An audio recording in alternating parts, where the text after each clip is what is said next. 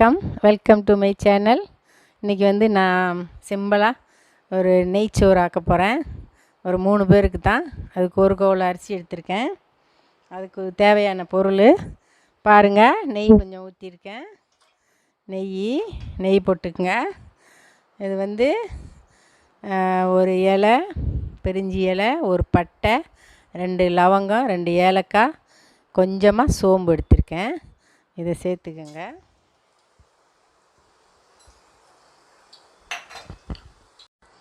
அதை பொரிஞ்சிருச்சு பாருங்கள். இப்போ வந்து முந்திரி பருப்பு கொஞ்சம் போடுங்க. அதில் போட்டு வறுத்துருங்க. போட்டு வறுத்துட்டு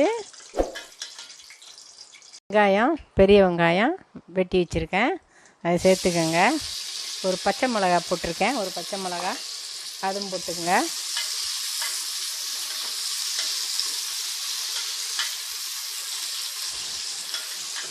வெங்காயம் நல்லா வதங்கட்டும். பாருங்கள், வெங்காயம் நல்லா வதங்கிடுச்சு பாருங்கள். இந்த அளவில் இஞ்சி பூண்டு ஒரு 2 ஸ்பூனு சேர்த்துங்க. நல்லா வாசம் வர வதக்குங்க. பாருங்கள், ஒரு கவுள அரிசி எடுத்து இந்த மாதிரி ஒரு 15 நிமிஷம் ஊற வச்சு தண்ணி வடிகட்டி எடுத்து வச்சுங்க. பசுமதி அரிசி இதில் சேர்த்துருங்க.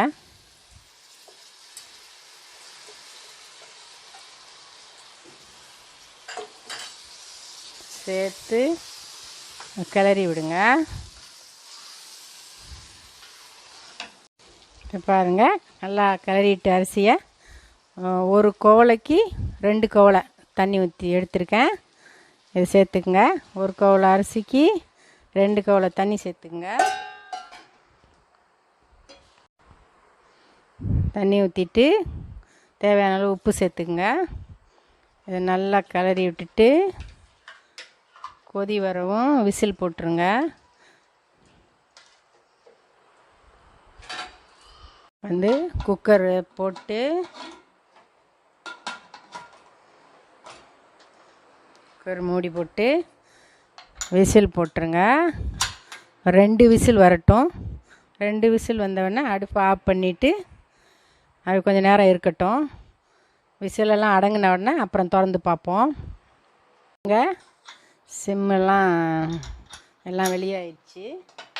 இப்போ வந்து திறப்போம். நல்ல வாசமாக இருக்குது பாருங்கள். இப்போ பாருங்கள் எப்படி இருக்குன்னு சாதம். பாருங்கள், நெய் சாதம் ரெடி ஆயிடுச்சு. சமயத்தில் உங்களுக்கு வந்து மல்லித்தனை புதினா வேணால் நீங்கள் போட்டுங்க. நான் மல்லித்தலை போடுறேன். அதோட கொஞ்சம் நெய் போட்டுக்கிறேன். போட்டு இது வந்து நீங்கள் நல்ல மட்டனெல்லாம் வச்சு சாப்பிட்லாம், நல்ல குருமா வச்சு சாப்பிட்லாம். நான் இன்றைக்கி வந்து உருளைக்கிழங்கு குருமா செய்ய போகிறேன்.